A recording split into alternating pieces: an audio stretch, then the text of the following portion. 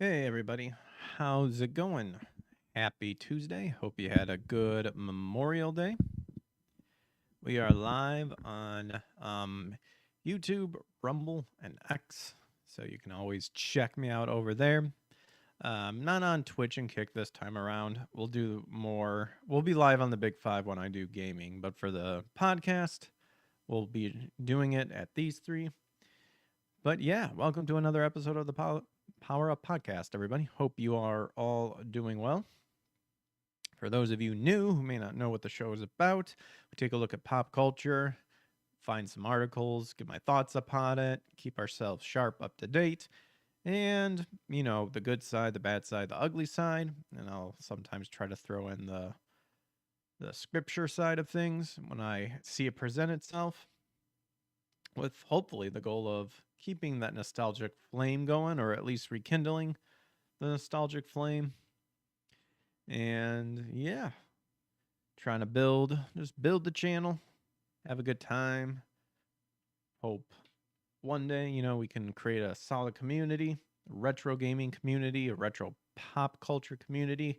We do this show Tuesdays and Thursdays, and then Mondays, Wednesdays, and Fridays we do gaming, usually around like 9 p.m. Central Time all through the week, and then the weekend, usually around the afternoon, Saturday and Sunday, and then later again, 8, 9-ish on Saturday and Sunday as well.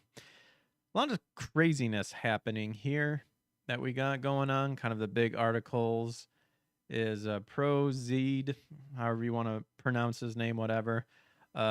Hypocrite leaves Twitter, or X, melts down because people point out his hypocrisy. He played a huge part in demanding that for some reason, voice actors should play,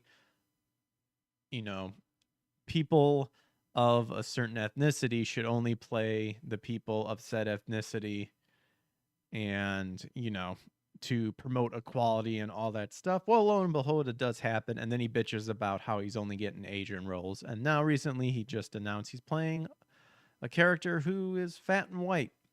So hypocrisy at its finest. So we'll take a look at that. And then I guess Pedro Pascal, as if we can't get enough of him, taking over Joaquin Phoenix role in some gay detective novel or drama series or movie or something like that. So we'll look into that too. Another big thing that a lot of people are pointing out that recently just happened, it's apparently the no taxes on tips has been extended to content creators. So apparently your super chats, any sort of tipping in that area, I guess won't be taxed. And I think from what I saw is up to a certain amount. So looking good. What's up, Scotty, over on YouTube? And Takahashi Kimura, thank you for subscribing. I feel like I've seen that name pop up a couple times, but regardless, thank you for subscribing. And of course, if you want to help support the channel, always check out the membership subscription tiers or super chats if you want to.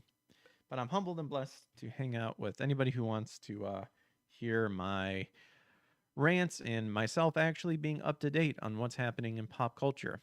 What you see is what you get. Aside from just looking at the title, full transparency. First reaction to all these articles. It's been a long while. I hope you've been well. I've been doing all right. Just studying, trying to get certified for CPC. So hoping to finish that here within the month. And then we can move on to better things. And speaking of moving on, let's go ahead and move on to these articles. So this comes from Tech for a Gamer, and this makes me laugh because the Perfect Dark remake. Apparently Take-Two almost revived Perfect Dark, but the deal collapsed last minute. Womp womp. Perfect Dark, once expected to launch next year, was recently canceled following Microsoft's sweeping layoffs. These cuts affected multiple studios, resulting in both canceled projects and significant job loss. Well, Unfortunately, cancel projects and job loss seems to be today's norm in terms of the video game industry and sphere. Among the casualties was Perfect Dark, one of Xbox's most anticipated games. However, a new report suggests that the project nearly survived. Take-Two was close to striking a deal with Crystal Dynamics to continue development. Well, there's your problem right there. Crystal Dynamics. They ruined Tomb Raider with the reboot. So, they knew the writing on the wall when they were going after Perfect Dark. I mean, just look at that mansion.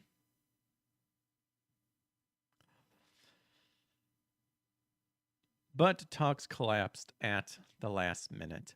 Perfect Dark was a highly anticipated Xbox release, and its revival could have salvaged years of hype and given fans hope.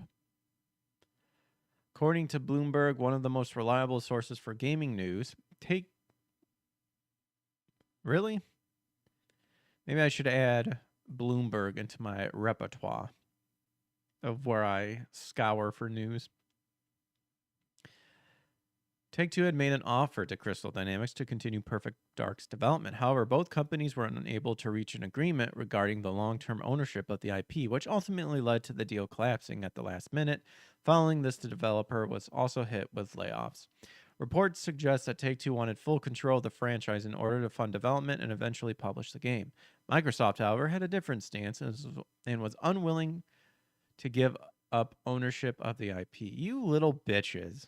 You little bitches, for heaven's sakes. What's the point of buying IPs if you're just going to cancel projects and lay off people left and right? Gosh. At this point, I feel like Microsoft is just trying to monopolize as much as possible. It's scummy. It's also worth noting that just last week, Crystal Dynamics announced a round of layoffs. I had to throw in the S back there. It's not just one layoff. There was multiple layoffs.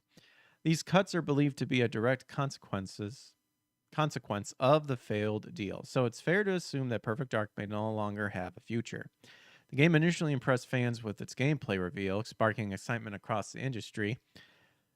Conveniently leaving out how everyone hated and how masculine the female looked. Later, it was confirmed that the title was already in development for both the PS5 and the Nintendo Switch 2. However, insiders have warned early on that the project was in very rough shape, and not long after, it's ultimately canceled. Adding to the disappointment, the game's lead actor even urged fans to rally support to hopes of reviving the project, but with recent developments, that possibly now seems out of reach. Scott E says, it really sucks that a game got canceled. Granted, Perfect Dark was never in a developed state, just a fake game with a, quote, trailer concept. Yep, what's up, Komanga? Joining us over on YouTube. Yeah, it's unfortunate. I never played Perfect Dark and Perfect Dark Zero.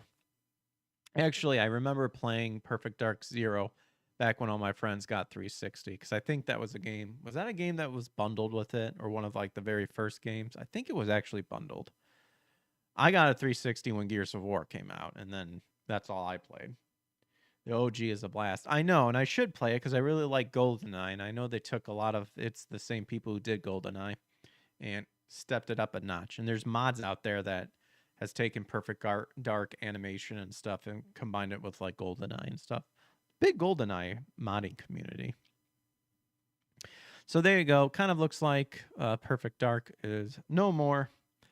Don't really feel that terrible about it, especially who was in charge, Microsoft and Crystal Dynamics, but it does suck that people had to be laid off. But at this point, it almost seems like that just expect some sort of layoffs to happen. And they've reaped what they sow too. Let's be real. The gaming industry has reaped a lot of what they've been sowing. Also, the new look for Joanna Dark is kind of ugly. Something about the jawline and the hairline doesn't look right. Yeah. Yep. I mean, let's face it. They made her more masculine, and the haircut is more dyke looking. That lesbian look. Make the short, instead of what was the original, kind of the out a little bit. from what I remember right, or just, you know, parted this way and that way. Like, I've seen worse. This isn't terrible, but yeah. Like, for heaven's sakes, give her a more feminine jawline, fix the hair up, and it would have been fine.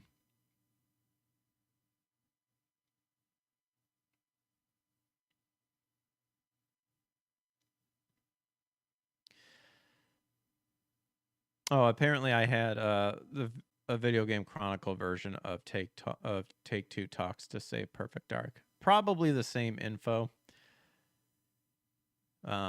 This information was reported by Bloomberg's Jason Schreier, who reports that the collapse of talks between Microsoft, Take-Two, and Crystal Dynamics owner Embracer resulted in an unspecified number of layoffs at Crystal Dynamics last month.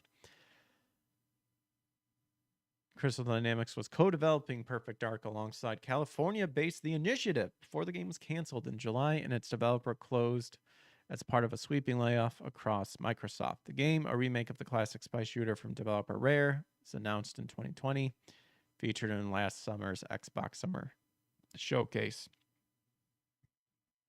So then, as we know, Microsoft Take-Two, talking to Microsoft Embracer, couldn't find a deal, collapsed. And apparently all representatives from all the companies, Embracer, Xbox, Take-Two, declined to comment. And then a significant wave of layoffs this summer saw as 4%, or roughly 9,100 of the company's total employees across all departments, including games, were affected by that layoffs. She had a pixie cut. Yeah, that's it. In the OG and the Xbox game, it was much more extensive. There you go. Yes.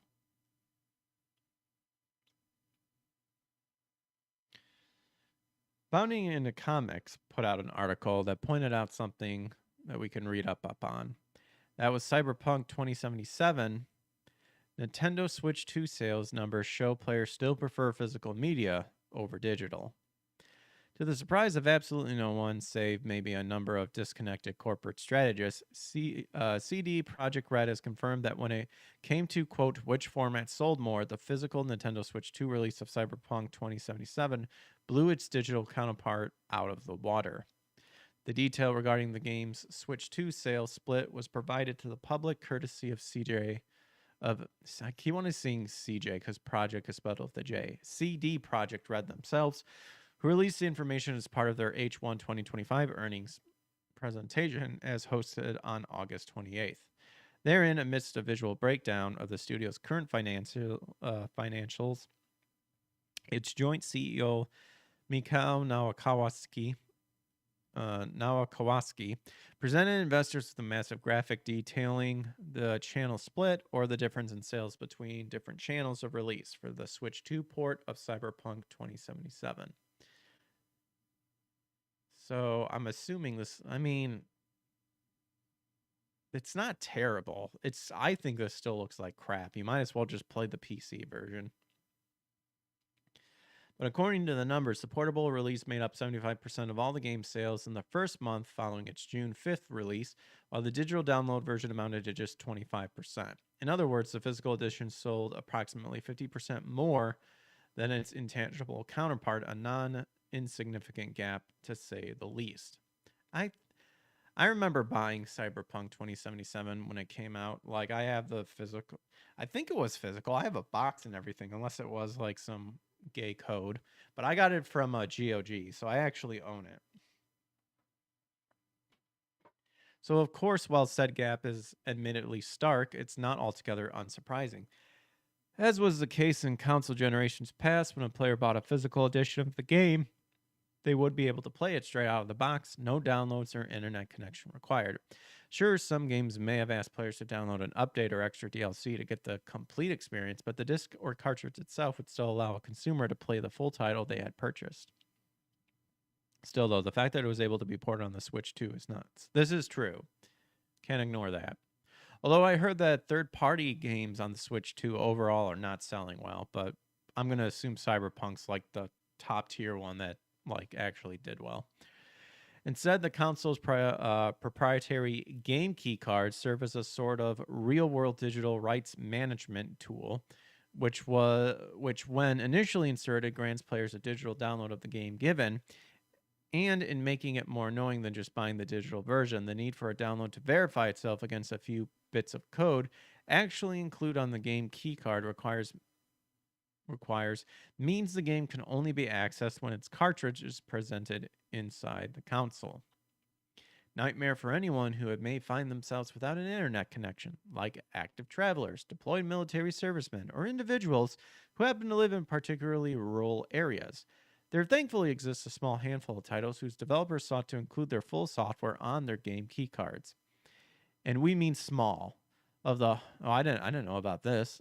Of the 149 total games either released or officially announced for the Nintendo Switch 2, only 3 can play it from start to finish right off the shelves. The Western release, Daemon X Machina, Titanic Scion, and the upcoming Sonic Racing Cross Worlds. And you guessed it, Cyberpunk 2077. Dang. Combine this respect for players with Nintendo Switches to overall lack of full-on card offerings, as well as the fact that Cyberpunk 2077 has already been available for 5 years on practically every other non-Nintendo platform, and it's not hard to see why more players opted to pick up a physical copy of its latest port rather than a digital one, especially in an age where corporations can censor or even revoke one's access to their purchases with the flip of the Switch. Apparently we seem... Oh, that's, Tales of Xillia Remaster censors original game content to better reflect present-day standards. Oh, gosh, that sounds terrible. What's this one, though? Oh, that's an old article, but it's true. It's up the Nintendo Dance Collector. Power kegging harder than last time. Woo! You know it, baby.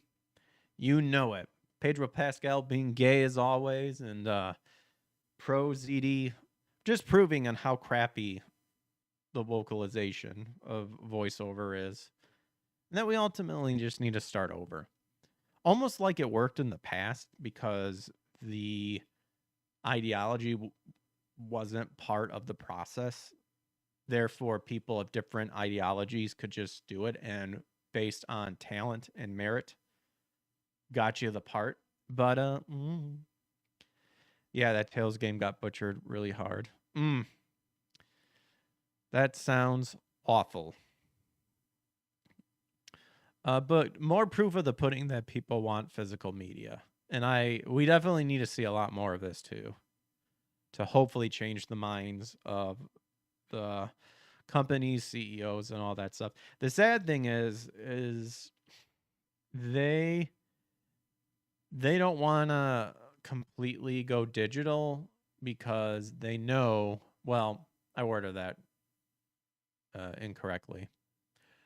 What I'm trying to say is the sad thing is that the companies, while they'll claim they'll still keep with physical media, they want everyone to go digital because they want to push subscriptions, game passes, live subscriptions, and the best deal for your buck is going to be the one that combines them all together. Yeah, you may have to pay more, but you get the best deal. Well, if companies don't like you, you're a prominent figure, you criticize them enough, you have different ideologies, they can shut off your stuff. Scott says ProZD. I don't know how to even pronounce the name. ProZD or ProZD popped up on my radar through his viral YouTube videos, but once I heard about how he backstabbed Vic, I was against him from that day onward. Oh, yeah. Oh, no. He was a fat backstabber. That's for sure.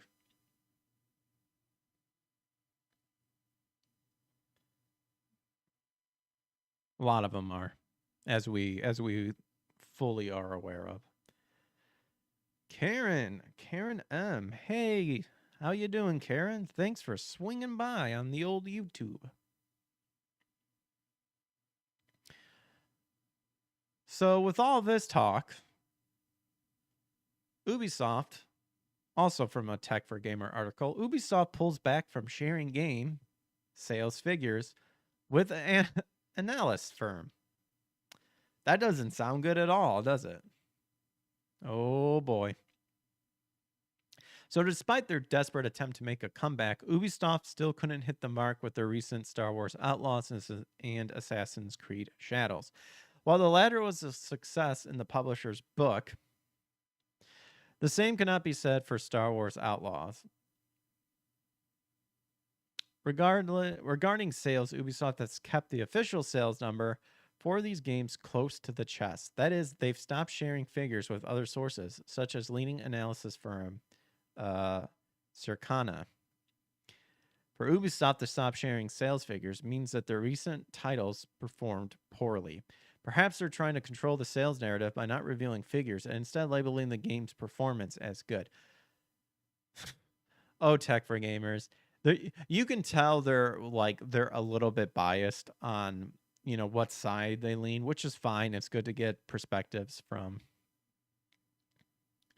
ProZD is said like ProZD, like you would say D's nuts. Prosd.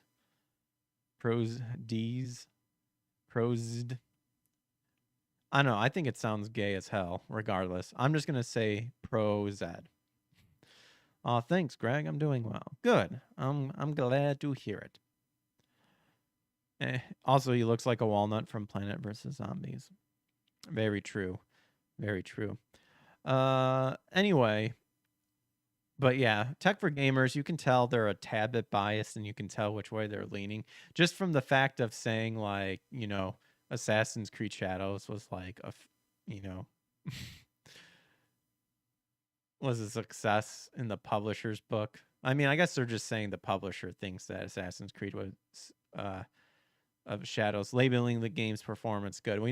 What I was getting at is this line right here is we know how they labeled it. They didn't show how many units were sold. They talked about how many people were playing. We've heard this. The whole 1 million player, just cracked. And it's like, that's whoop-de-doo. How many people bought it? How many of those players were people who just had Game Pass and it came for free?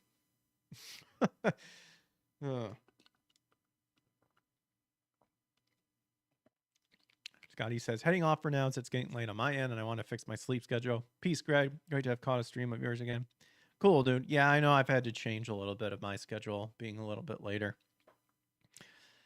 Yes, indeed, Scott. Thanks. Recently got back from a family camping trip, and today was the kids' first day back at school. Woohoo! Nice. So until June, Ubisoft was sharing sales data with Circana as Assassin's Creed Shadows came in third place as the best-selling game in the US. The title wasn't present in the July sales chart, not because the game sales dropped, but because Ubisoft stopped sharing data with Circana. Oh, man. Yeah. Did I not tell you? This is the first time I've heard it was in third place as the best-selling game in the US. Oh, brother. On social media, Pat Piscatella, executive director of Circana, confirmed this. Ubisoft's absence from this list could be to avoid negativity. Well, we all know that whenever a company says, we're focusing on just the toxic positivity and stuff, that just means we're avoiding all criticism that doesn't 100% agree that this game is awesome. Assassin's Creed Shadows and Star Wars Outlaw attracted significant controversy, each due to their own issues. I mean, as such, dropping sales in the following months from these games' release could once again spiral hate from fans. It's not hate when you say, wow, this game is buggy and you should fix it. Or going, wow, you claim this is supposed to be historically accurate, but you're getting everything wrong. Wow, all your sources on Yasuke came from one dude who had a love boner for the guy and just made up a bunch of stuff. Oh my gosh. Still, Ubisoft would have benefited from sharing sales data of games like Assassin's Creed Shadows, at least. But they didn't, and that's because it did not do as well as what they're claiming. Shadows was also the EU's best-selling new release of 2025 and the second best-selling game in the US. Look, they even had to state this twice to showcase no, Assassin's Creed is good. Oh my gosh. Still, their refusal to share sales data would paint a bad picture for the French publisher, making it seem like they're controlling the narrative. Oh, dude, let's be real. They have so much hate on them. and they are so scummy. Like, this is just another thing added to the list. It's not that it would paint a bad picture. The picture has already been painted, and it's terrible. And as far as I'm concerned, they need to just crash and burn. Maybe even start over from scratch. I'm always down for people to rebuild everything from the ground up, but sometimes that building needs to come down. And Ubisoft apparently wants to be that company that refuses to until it's too late. Going down with the ship, if you will. Okie doke. Next up, coming from that Park Place. Mario Kart 8 outsells Mario Kart World as Nintendo's price hikes spark backlash. So Nintendo has a strange problem on its hands in 2025. The hottest new Mario Kart game isn't the one it just launched on its brand new console. Instead, it's a re-release that first showed up over a decade ago. Yes, Mario Kart 8 Deluxe is outselling Mario Kart World on the Switch 2. That headline alone should have Nintendo worried. The company just rolled out its most powerful console yet with Mario Kart World Bundle as a premier title, but players appear to be clinging to the older installment. The reason? Price, nostalgia, and timing all play a role. Older race, new victory. Why did the font change here? Weird. Mario Kart 8 Deluxe continues to top sales charts despite being a repackaged Wii U game that hit in the Switch in 2017. Wow.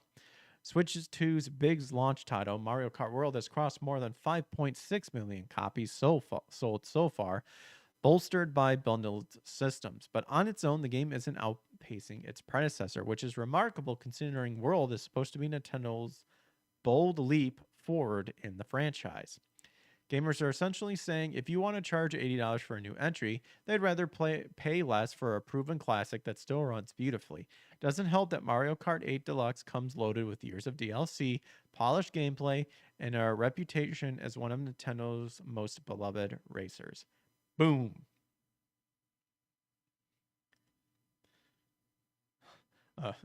Karen says, yeah, huh? Yeah, new font. Weird. Yeah, I don't get it. I don't get the weird change. And of course, this is probably due to the price hike controversy. Adding fuel to the fires, Nintendo's unexpected decision this summer to raise prices on older Switch hardware and accessories. That's right. At the exact moment a new console is hitting shelves, the last gen system actually went up in price. Standard Switch went from $300 to $339. The OLED model went from $349 to $399. The light model rose from $200 to $230, and Joy-Cons and other accessories saw smaller but noticeable increases. This is an unorthodox move. Typically, when a new console generation launches, the older machines become more affordable as companies clear out stock. Nintendo instead flipped the industry script, raising prices and daring customers to accept it. Yeah. And I think it's literally because Nintendo is the only company that can do it. And thankfully, we're seeing a lot of pushback. Now, I'm not one who hates anybody who gets a Switch 2 and all that stuff. But, you know, I just don't want to hear people later on complaining about the game prices when if you participated into accepting the new script by supporting Nintendo just because it's Nintendo, well, you got no one to blame but yourself. Because right now, I'm not in any hurry to get a Switch 2. Despite the controversy, the Switch 2 is off to a record-breaking start. Launched on June 5th at $450. The console sold 3.5 million units in its first 4 days. By the end of June, it climbed to 5.8 million, and July pushed totals over 6 million. By those metrics, the Switch 2 is Nintendo's fastest-selling console ever. And while Mario Kart World is the system's best-selling game, the optics of Mario Kart 8 Deluxe still outsells it, are hard to ignore. Karen says, kind of like a monopoly. Yes, I would definitely say that it does seem like a monopoly. Almost to where I would dare say that it is a monopoly in some way. But, well, I don't know. But Nintendo won the console wars, as far as I'm concerned. The only way, like, Sony to me, Microsoft, they waved the flag a long time ago. Microsoft is done. So now we just have Nintendo and Sony. And to me, the only way Sony can succeed is to make the PS5 100% backwards compatible, all the way back to the PS1. If they could do that, they would sell it like hotcakes, 100% guarantee. It's just that Sony doesn't want to make exclusives for the PS5, and now they're already talking about the PS6. They censor stuff, and that's and that's unfortunately what sucks. Nintendo knows what people want.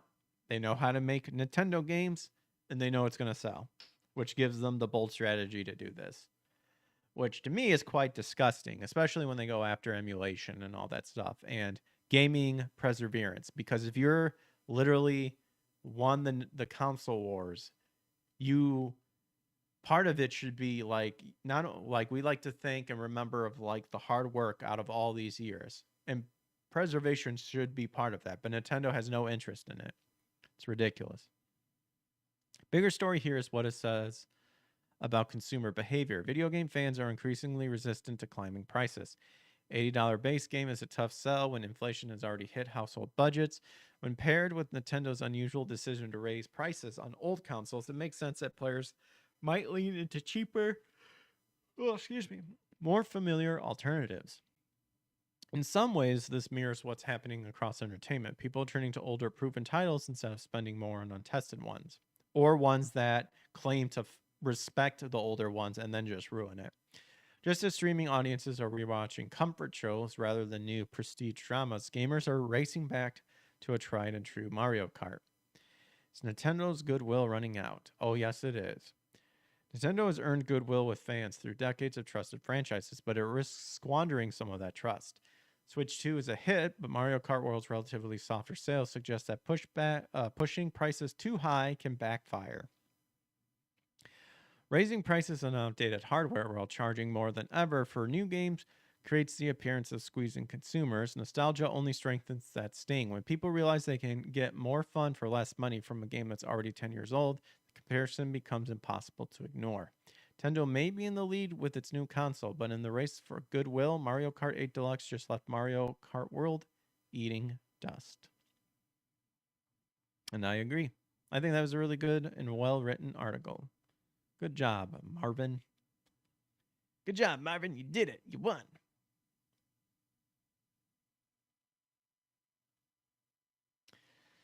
Ah, yes, the UK. So we know that out of all the things, 4chan is hitting the UK in a lawsuit.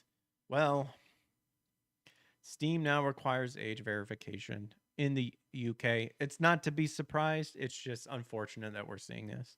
Karen M says, I mean, classics are classics because they've stood the test of time, so they aren't wrong. Yep.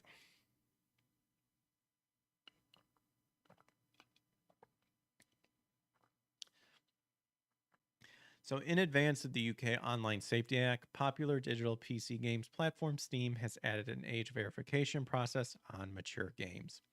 The details are available on the Steam support page regarding the issue. Age verification is done by adding a credit card to one's account.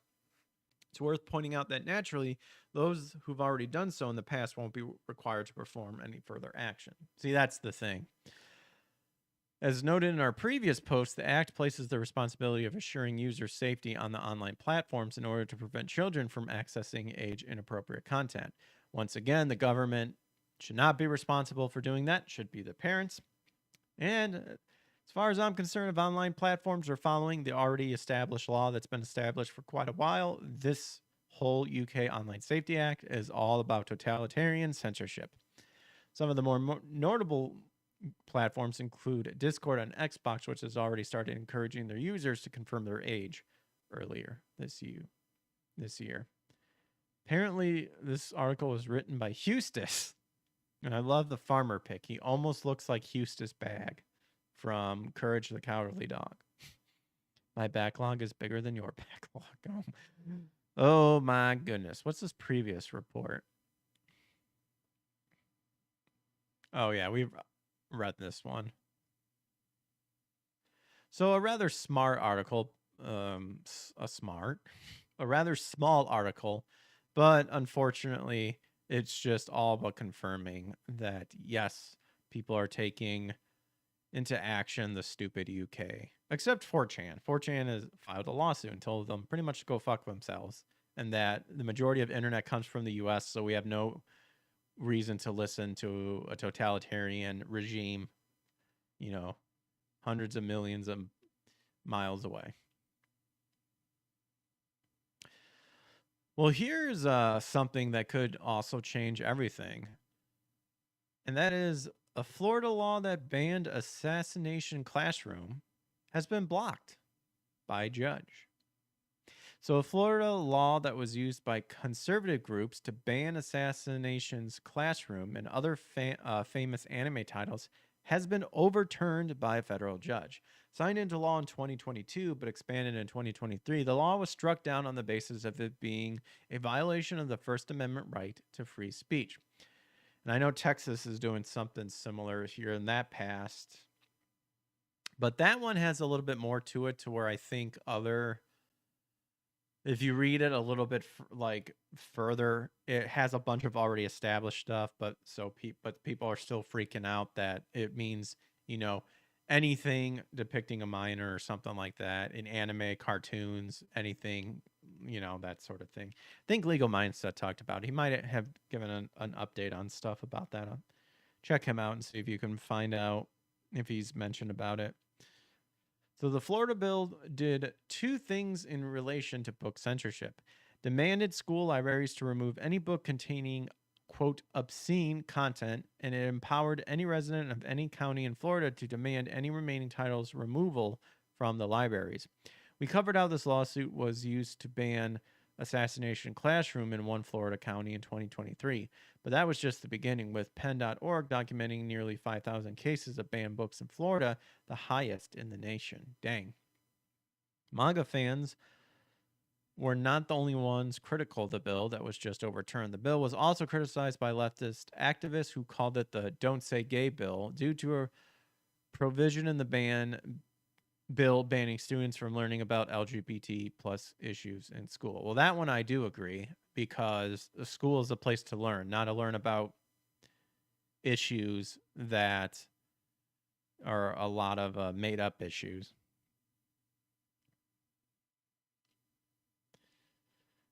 And plus, the LGBTQ community is garbage.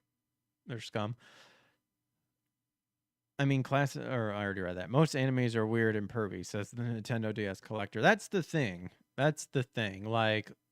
Oh my gosh. Come on, people. Accept it. Starting in late 2024, conservative activists affiliated with Moms for Liberty started demanding the removal of all manga titles and light novels from school and public libraries. See, this is Satanic Panic all over again, except now it's, for the children and obscene shit and all this crap. This follows a trend of activists in conservative-leaning states such as Texas and North Carolina moving to censor anime. We covered the attempts of Texas Republicans to criminalize the owning of anime such as Goblin Slayer and many other titles. Governor Ron DeSantis has vowed to appeal the ruling all the way to the Supreme Court. Oh, wow. I didn't know DeSantis was planning to do that. Judge Carlos Mendoza, the judge who overturned the Florida bill, is an Obama appointee. If it is anyone's guess how the more conservative Supreme Court will rule. Yeah, we read about that one. I was just seeing if this was a more recent article. It's not. But it was one day before my birthday. Oh, the Ides of March. To Texas. All right, so we are now at one of the main topics we were going to talk about, and that is Pedro Pascal, as if he's been talked about enough. But Pedro Pascal's up for the lead in an NC-17 rated gay detective romance, abandoned by Joaquin Phoenix. I mean, that just screams gay right there. Pedro Pascal is everywhere, though. Pedro Pascal is everywhere, though his ubiquity doesn't always translate drawing money. Either his film is an indie flying under the radar like Eddington, or it's an underperforming superhero blockbuster that was somewhat controversial for casting him anyway. However, as the man of the moment, he's sticking around. We are going to see more of him, and if he signs on to save a scandalous canceled production, we're going to see more than what we care to see. How much? Think in terms of what Peacemaker is like this season. Oh yeah, I heard that one was pretty extreme. According to Deadline and their sources, Pascal is, quote, circling the main part in De Noche, the period detective drama that, quote, fell apart after Joaquin Phoenix walked away suddenly. Production was all set to begin, but he bolted without explanation. The feeling is it had something to do with the graphic nature of what the film demanded, but this hasn't been proven. De Noche is being directed by Ton Haynes, Far From Heaven, Velvet Goldmine, Carol, I know none of those, who is no stranger to the kind of material the film is expected to present. Nor is Hazen a stranger to attracting A-list talent to his productions. In the past, he worked with Christian Bale, Dennis Quaid, Julianne Moore, Richard Gere, or Gira, I don't know, and Kate Blanche, among others. Haynes is bringing... His name is almost close to heinous, like a heinous, or a heinous crime. Is bringing in a 4-time Emmy nominee in Pascal, and Deadline reports he's working around the actor's busy schedule, which shows no sign of slowing, like it or not. Filming is scheduled to begin in Guadalajara, Mexico at the beginning of next year. Nothing like having gay sex in Guadalajara, Mexico. De Noche is about two men, one a detective that Pascal is in line to play, who leave Los Angeles, or Angeles, for Mexico in the 1930s to begin a torrid affair. Reportedly, the producers, Killer Films, are shooting for an NC-17 rating. Gotta have that butt stuff in there, apparently. Joaquin told himself, run, flee, just get out. He said, all right, we need that butt scene in. And he's like, nope, I'm done. With the behavioral tics Pascal has displayed while promoting Fantastic Four First Steps, plus the details of his life and background coming to light, some view the lead role in heinous films as perfect for him, but not in a good way. I mean, yeah, this picture right here explains it all. This is Orion from the RK Outpost. That's pretty much it. Karen says, yuck, no thank you. I mean, what else is there for an NC-17 rating? Like, Orgasmo got an NC-17, and I guarantee you it will not be nearly as bad as probably what this freak of a film is going to be. But if there's anyone who could do it, I have faith in Pedro Pascal. In terms of being gay, not like in terms of like being a decent person, because he's not. He's quite the opposite. All right. So, a lot of talk about ProZD melting down over the backlash for voicing a white character after he went out of his way to demand that more casting should require that whoever is doing the voice should match the character they are voicing. So Vara Dark made a video about this. I like Vara. Go check her out. I thought you said heinous films. That's what I was joking about as well. Like his heinous and heinous are like so close that, and we're talking about like a gay romance novel. So it's like, eh. So you can just like look up ProZD and find out and like find tons of stuff talking about the hypocrisy. You got Vara here, Pirate Nation, Flash, Kierce.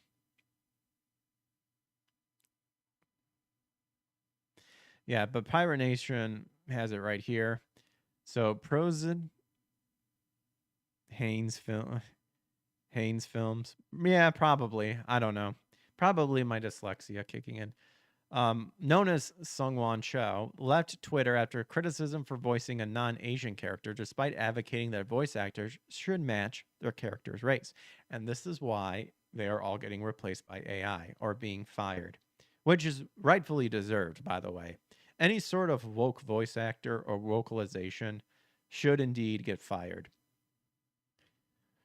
Because none of this, again, I've said it before. I've talked to Vic. I've talked to Ruben Langdon. I've talked to Doug TeNapel. Different aspects of video games, voice acting, motion capture. And they all said the same thing, that this was not a problem back in the day. And you had plenty of people with different viewpoints still being able to work together and not have it affect the final product. Assholes like this fat douchebag here are the reason why the ideology had to be inserted into the hiring, the processing, and the product. And people are tired of it. And then, of course, a lot of them show that they're actually lizard people, meaning they are a bunch of snakes who pull the ladder out from people who actually don't care about this stuff and just want to use their gifts and make a living from it. No, you said it just fine. No mistakes noted. Just sounded similar. Coincidence? I think not. Oh no, it's amazing how the good Lord, how things work that way. But so back with Pirate Nation. He complained about being typecast in Asian roles, but faced backlash for hypocrisy when he took a white character role. Instead of retracting, he doubled down and played the victim. The voice acting industry needs reform. We likely see more of his hypocrisy on Blue Sky. And we have the post that he made. He did block me when I said hypocrisy at its finest. Yeah, he was on a wide blocking campaign and then went private mode and then just left Twitter. Supposedly. I'll give him 2 weeks. He goes, hey, all, this will be my last tweet on this platform. I will no longer be using Twitter after this. If you look at the replies on my latest announcement tweet, you'll see a lot of comments like this. This has been going on for years now. You reap what you sow, you fat fuck. And while the normal procedure has been to block and move on, aka denial, I truly don't think Twitter is worth it anymore. In the past, I have expressed that I think diversity in casting is important. It's a complicated topic. No, it's not. It's called you immediately get rid of this notion that for some reason diversity is a problem in casting, and you just be a good actor. And if that's what the director wants, he'll hire you for your talent and your merit. It has worked for the past years, many, many years. And any problems that they claim is still happening, I guarantee you is not happening anymore. Very, very little. It's a complicated topic, but at the end of the day, I still stand by this. You stand on the shoulders of the people that you destroyed by demanding that they don't voice any character that's a different ethnicity from them. I think it's important for all voice actors to be given an equal opportunity, and they do. And I think there have been positive changes on that front. A lot of bad faith arguers have tried to paint this as me saying things I've never said. This has nothing to do with of trying to reword what you said. You said, and I have an article up here, but you said that diversity means that people need to play, that roles of different ethnicities should be played by those people. I've been reluctant to address this for years because I know a lot of these people will not listen to reason no matter what I say, and I have not wanted to add to this ongoing drama. Maybe it's because you did a shit job explaining your reasons. Or maybe it's just that you're just shit. I'm going to go with the latter.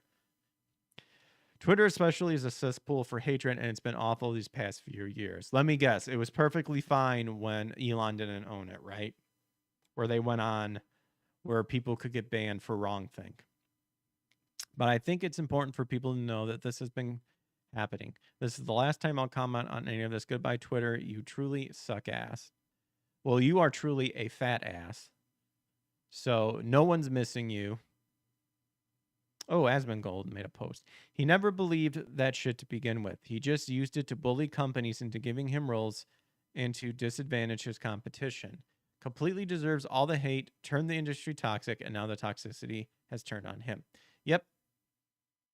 Yep. Asmongold said it best. This is how these snakes work all the time. Once they get a little bit of power, they will not give it up, and they will do whatever they can to hold on to it, while also feigning the idea of I'm doing this for the little guy. I'm thinking this for the little guy. It never works. It never works. That's why all the people who try to sell you on how unions and voice acting, it's going to be awesome and it's amazing. Nope. It's because people like this, if he was on the higher tier, he would do exactly what he just did. Take a role that based on his own merit should have gone to a white person, but him being the racist that he is, said, nope, I'll take that role.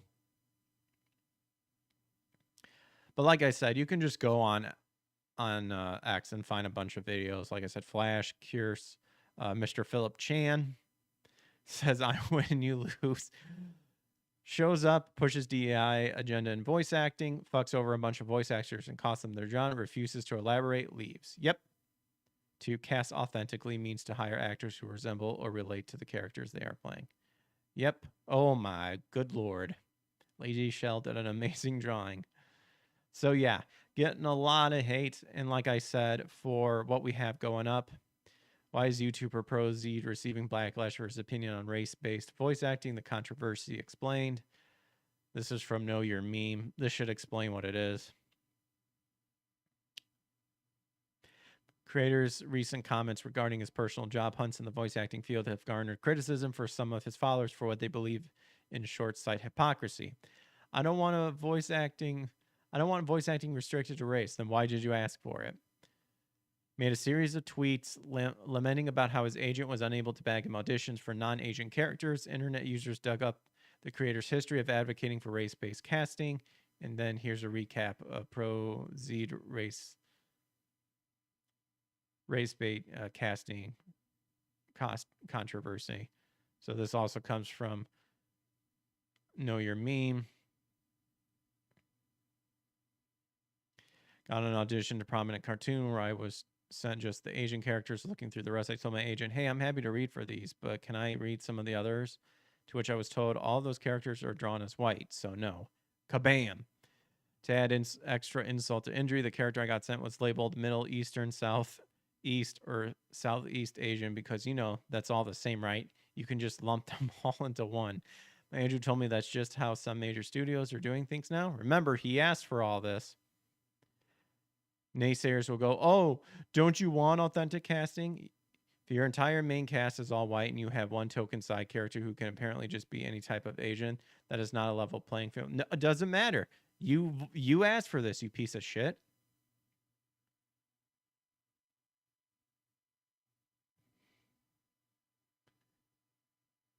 But this is a long thread, but you can find it in here.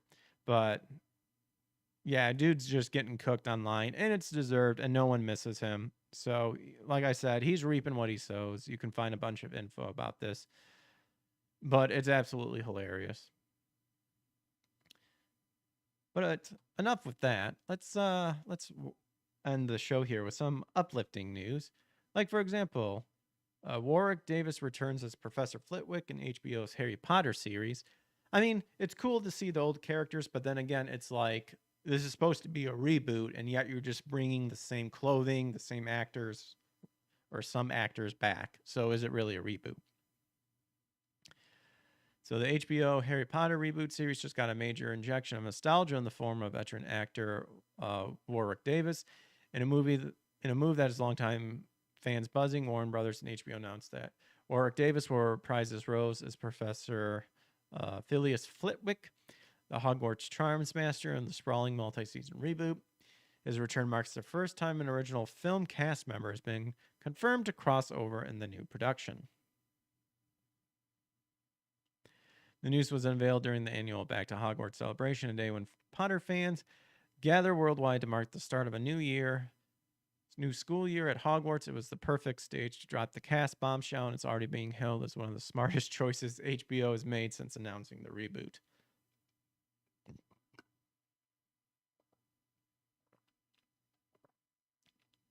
Oh, he was Willow in that not long-lived Willow.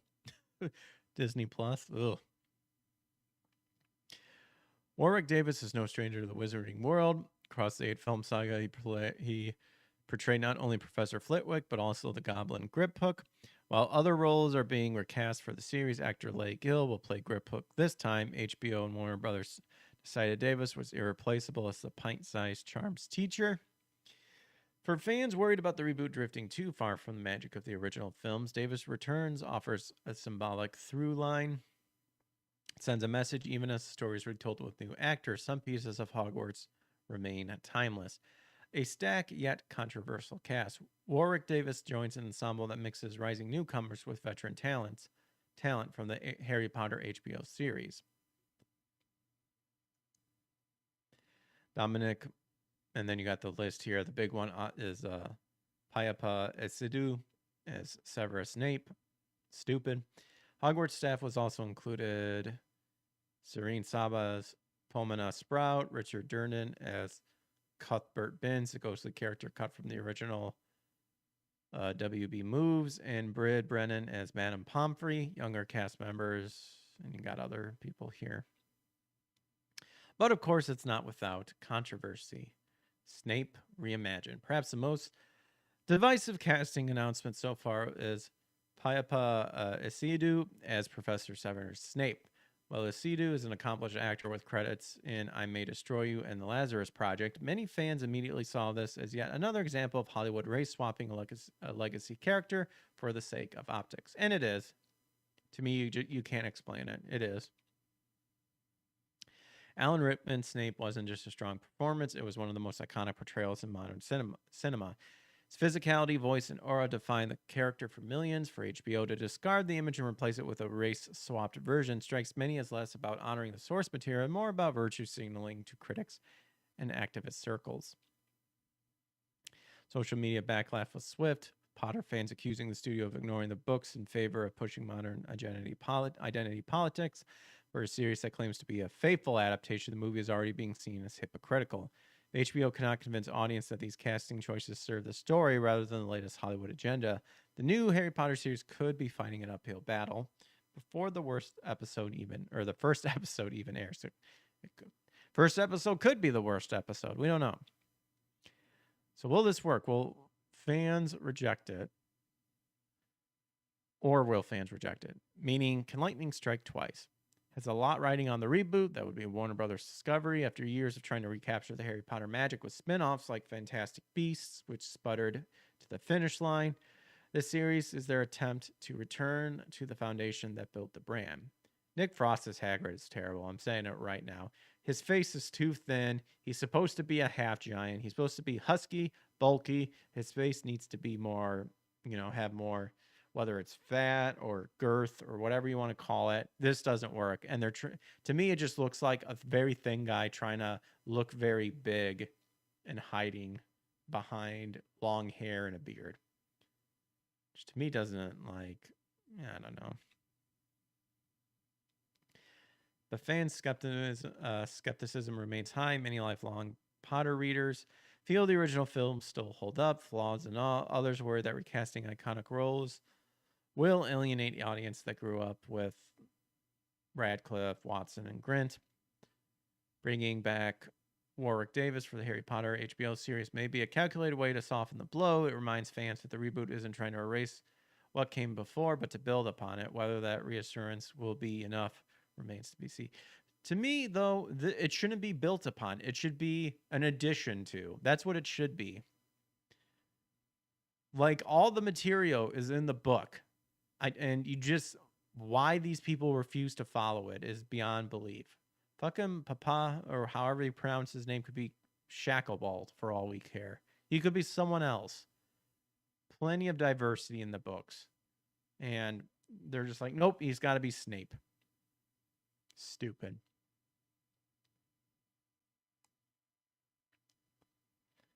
That's pretty much it. and is pretty much asking, will this work? So I do think this is kind of a thing to lessen the blow for sure, but I mean, you cannot get over the big glaring fact of the Severus Snape, which I'm reading on Facebook. He may have been recasted, but I'm not sure about the article place that was writing it. What's up, Loki? Because they want to do their own thing. The question is, what is their own thing? If it's for identity politics, they failed miserably and should realize that that doesn't work. But in any case, back on over to video games. Atari CEO shares his 3 dream remasters, including a Hideo Kojima classic. So in an interview with Video Game Chronicles, Wade Rosen was explaining how, when it comes to re-releasing or remastering retro games, there has to be a balance between choosing games that are expected to sell well and, quote, passion projects that may not sell so well but have a cult audience who love those particular games. Citing his own 3 choices, Rosen told us, "Life's too short, I've got mine too, right? If we ever had a chance to work on Panzer Dragoon Saga or Org Battle or Snatcher or something like that, I mean, I don't know if it would do well, but I'd probably push it through and make sure we did it just because I would love to work on one of those. But it all has to be in a balance. If this company just became like, what game does Wade want to work on, we would not be around too long." Panzer Dragoon Saga was the 3rd main game in Sega's Panzer Dragoon series and replaced the previous game's rail shooter gameplay with turn-based battling, free roaming, and other RPG elements. I actually still need to play the Panzer Dragoon series because I do like rail shooters. The Saturn title was widely praised but was plagued by a torrid development process with constant infighting and the death of 2 staff members. Oh my gosh, which director Yukio Furutatsugi attributed to stress. Oof. I didn't know that. Critically acclaimed Ogre Battle series started life on the SNES and spanned 5 tactical RPGs and real-time strategy games. The IP is currently owned by Square Enix, making it more likely that a remaster would be developed in-house than handed to Atari Studios. Snatcher, meanwhile, was a cyberpunk graphic adventure written and designed by Hideo Kojima when he was in his 20s. Released in 1988, the game is considered one of the best cyberpunk games of all time and is considered the starting point of some of the themes that would later be explored in the Metal Gear Solid series. And then we have pictures, Panzer Saga Dragoon, Org Battle, and Metal Gear. Oh, Metal Gear. This is Outer Haven. Rosen explained to Video Game Chronicles that in an ideal world, Atari would be releasing games that are both likely to sell a lot of copies and something the team is passionate about, but that sometimes the company has to lean heavier in one of those directions to ensure balance. Karen M. says, "We have an old Atari plus 10 games for it." Nice. He cited Digital Eclipse's upcoming Mortal Kombat Legacy Collection as an example of a title that ticks both boxes, while giving Night Dive's upcoming Outlaws remaster as an example of a game that may not be as likely to sell, but is something the development team really wants to make. Night Dives. Oh, Outlaws. Where you can, the end goal is always to try and do something that is both something we genuinely have a lot of passion about and has a lot of commercial viability, he told us. I think a good example of that would be Mortal Kombat Legacy Collection, right? People have joined and applied to be a part of Digital Eclipse to work on that series. That is something that we reluctantly took on. People are so excited about that. And yeah, we think that's good to have a really strong commercial viability to it. Then you have the other things like the cult classic. Outlaws, I think, is a great example. Do you remember a little cautiously optimistic on that one? I do remain a little cautiously optimistic on that one because even though it wasn't a game I had played growing up, the response was really positive and people who played it love it. But it's probably a little bit more passion than like raw numbers driven decisions making on that one, I would say. It's like drawings, you want it your way, but they want to do a little of their thing on it than just yours. Well, yeah, but like if it's more, if we're talking like the Harry Potter thing, it's the story has been set. All of the information has been given there. To go and say, we're going to cast this character who's completely not the description of the character tells a lot about what they're doing. Something completely different than like, Michael Clark Duncan, who played Kingpin in the Ben Affleck Daredevil movie. He was actually worried about people would be upset about the race swap, but he killed it.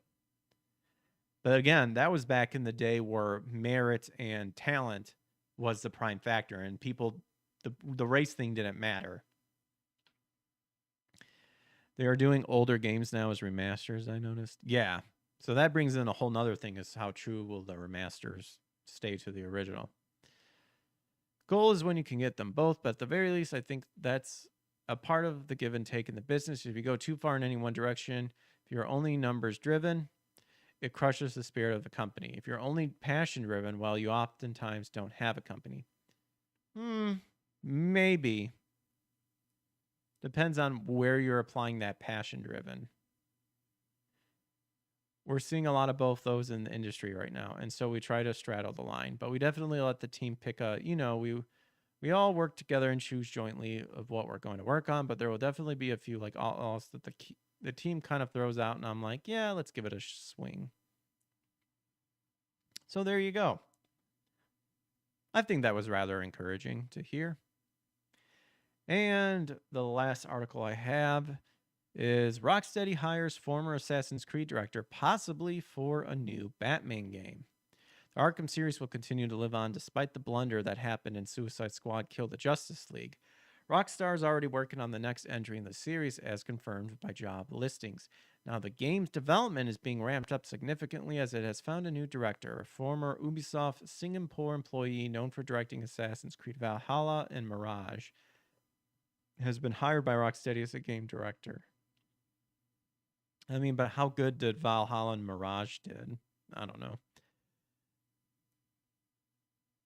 The next Batman game will be one of the biggest Warner Brothers releases. Fans have been eagerly awaiting a new game featuring the Dark Knight, and the development process must proceed smoothly. Oh, gosh. Look at Rockstar. They still have the pride flag. Oh, that's not good. Bill Money's LinkedIn profile reveals that he left Ubisoft Singapore in May of this year and has since worked at Rocksteady as a game director. Interestingly, Money has worked for WB Games Montreal before on Batman Arkham Origins. The now taken down job listing for the game director at Rocksteady mentioned design leadership and experience across multi-genres, particularly third-person action, melee brawlers, and open-world traversal game. We will see if it's good. Yep. While his background on Arkham Origins is an experience directing Assassin's Creed titles, which are known for their third-person open-world action and stealth, Money was undoubtedly hired for the next Batman game. Previously, reports suggested that Rocksteady is reviving the canceled Arkham Knight sequel featuring Damian Wayne. Additionally, the next Batman game is also said to be to be part of a trilogy exclusive to the PlayStation. Well, there you go. I don't know. I mean, I guess Origins wasn't terrible, but I know it wasn't as good as the trilogy. I enjoyed Origins, but yeah. But that's all I had for you guys. If you enjoyed that, make sure to hit that like and subscribe button. We were on YouTube, Rumble, and X. And let's go ahead and check what games were released throughout the years. What do we got?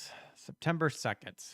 Ultima First, The First Age of Darkness. Never heard of it, but it was for the Apple II.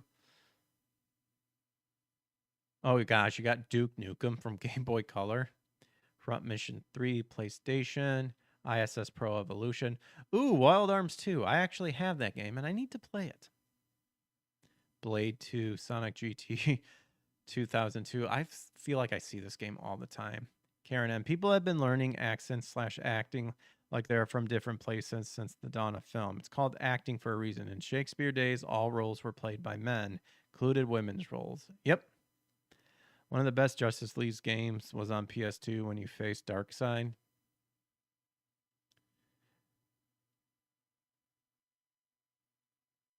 I mean, I don't know how good Terminator 3 The Redemption is, but let's see. Bleach, Heat the Soul 7.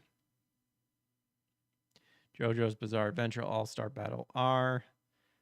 Not a strong list, will not lie. It's a forgotten game at this point. All right. Well, September 2 did not really have any good games, unfortunately. Let's see what games were released throughout the years on September 3rd. Oh my goodness gracious. There's a big one. Metal Gear Solid. Done and done. Bubble Bobble also featuring Rainbow Islands if you like a Bubble Bobble game. Let's see. Digimon Rumble Arena 2, ESPN NFL Football, Love Plus, Mobile Suit Gundam Battlefield Record, Dead or Alive 5 Ultimate. Ooh, Rayman Legends. There you go. That's another good one. I think I have Rayman Legends, but I haven't played it. So you got Metal Gear, Rayman Legends, Kingdom Hearts Unchained X. There you go. There's something that could make a good list. Let's see if Blabs messes it up. NBA 2K25. And that's pretty much it. Cool. Alrighty. Well, that is all I have for you guys tonight. So you guys, I'm thankful and blessed that you guys decided to hang out with me from this time around. You guys have a good rest of your night. With that being said, let's see. Anybody we can like redirect?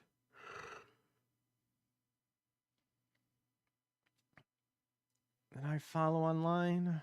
Not really. Not on YouTube. Oh, my friend Fuzzy Pickle over on Rumble. We can show some love. But yeah, if you enjoyed it, make sure to leave a like and subscribe button. Turn on notifications to get notified when I go live.